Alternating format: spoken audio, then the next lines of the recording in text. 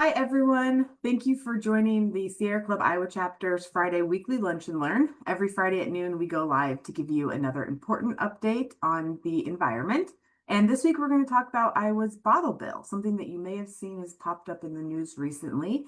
It's an important program that we probably all have some sort of experience with. And so we want to talk to you, remind you what the program is, how it was changed recently, and some things that we can do to make sure that we're protecting and expanding the program. So I'm going to share my screen and we will get right to it. So, like I said, we're going to talk about Iowa's bottle bill, some updates, and we did a survey about it. So what is Iowa's bottle deposit law? This was passed way back in 1978. And basically, you probably know how it works. We pay a 5-cent deposit on bottles and cans of pop, beer, and other alcohol. It includes plastic, glass, and metal containers. And we get our 5 cents back when we return those bottles and cans. Now, before 2022, the program worked pretty simply. Empty containers can be returned anywhere where those products are being sold. So if you buy your beer and pop at the grocery store, you can go back to the grocery store and return it.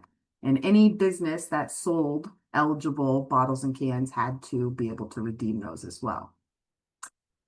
Stores could refuse to accept empties if the redemption center was 10 minutes or less away from the store. So there were some exceptions to it, but generally it's pretty convenient.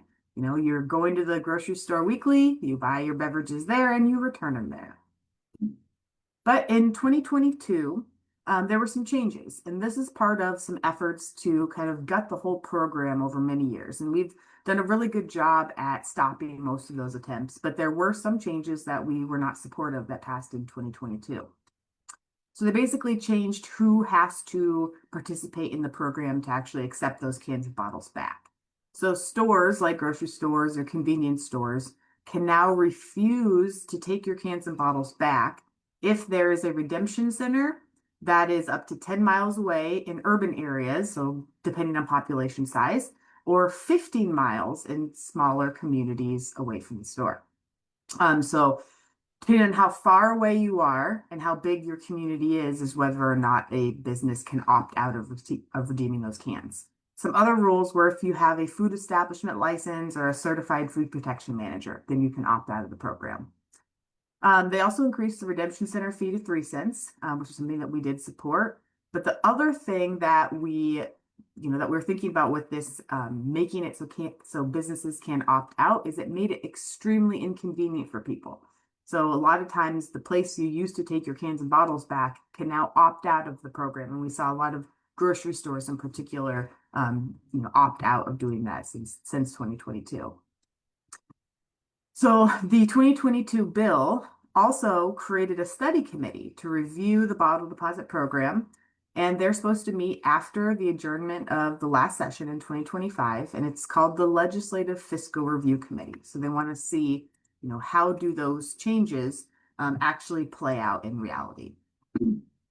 This Fiscal Review Committee has a few requirements. They're supposed to do the enforcement of Chapter 455C by the Department of Natural Resources, including the collection of civil penalties. They have to get this report submitted by the Attorney General. They have to look at whether and how many redemption centers have been approved by the DNR, the adequacy of the reimbursement program, and anything else that the committee deems important. So basically looking at how is this program working. The clock's running out for them to hold this meeting, review the materials, and submit a report.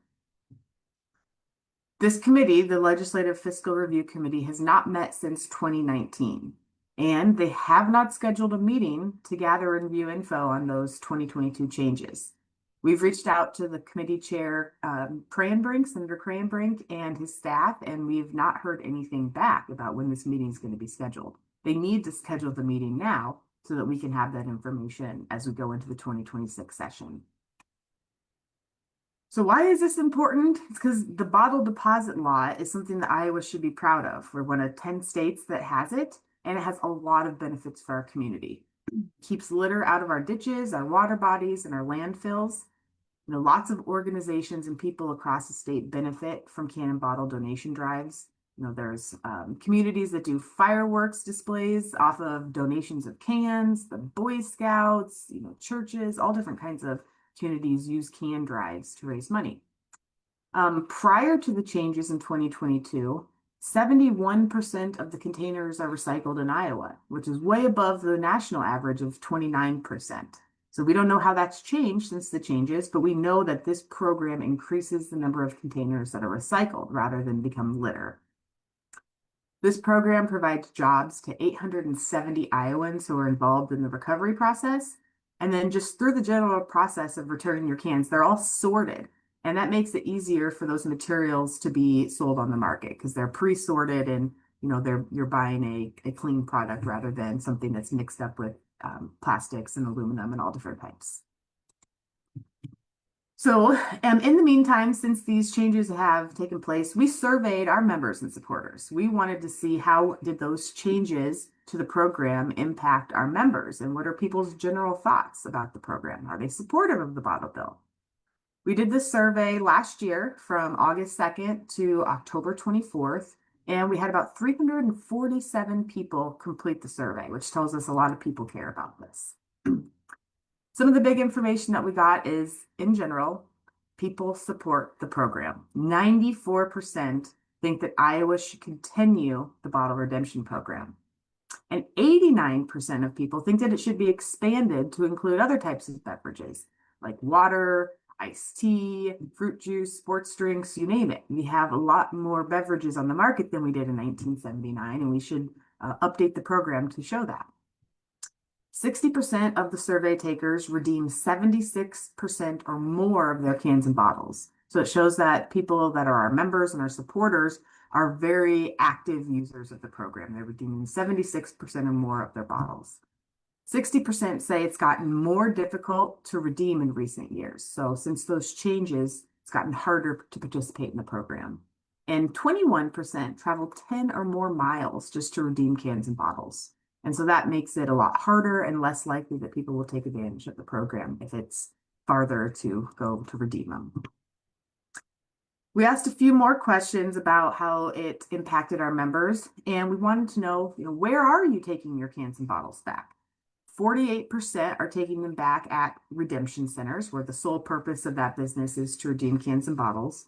And 32% were taking them back to a grocery store. I think, when I look back when I was a kid, I bet you those numbers would have been a little different. I wish we would have, done a survey, 15, 20 years ago. I bet you a lot of people are redeeming their cans and bottles at the grocery store, but just a thought. Another question we asked our members, have any redemption centers or collection sites closed or stopped redeeming cans and bottles in your area in recent years? 62% said yes, that some places have stopped or closed. They're no longer redeeming cans and bottles. And then we asked people, how far are you traveling? So most people, 52% are traveling 0 to 5 miles. There are 16.8% traveling 5 to 10 miles. And we have 13% traveling over 15 miles just to get their cans and bottles redemption deposit back. So clearly this is really important. People use the program. It benefits, by keeping litter out of our ditches and out of our rivers. It provides jobs, creates clean recycling streams. So we need to make sure this program is protected. We need to look at the changes that they made in 2022 and see if, we need to reverse those and make sure this program is as easy to participate in as possible. So right now, we need you to contact the Legislative Fiscal Review Committee and ask them to schedule this meeting. Tell them that your experience with the bottle redemption program, if you've participated in it, if it's gotten harder, if the place where you used to redeem them has closed, let them know about that. And ask them to hold the meeting and do a thorough review of how the 2022 changes affected the bottle deposit law. You can read our full survey in the link that I'm going to put in the chat in just a minute. And then we also have a list of all of the legislators that are on the Legislative Fiscal Review Committee. And I'm going to post that in the chat as well. It's an easy copy and paste list. So you just copy it, paste it into your email, and you can email all the committee members at once. Just to note, the people that are really important on the committee to make sure you're reaching out to is the co-chairs. Co-chairs are Senator Tim Cranbrink and Representative Gary Moore. So if you only have a little bit of time or you really want to personalize it, make sure you're hitting those co-chairs of the committee because they're the ones that have to get that, that meeting scheduled. So with that, I will close us out today. That information's in the chat. And if you have any questions, put your questions in the comments and we'll get to those later today. So thank you, everyone. Have a great weekend and we'll see you next Friday. Bye.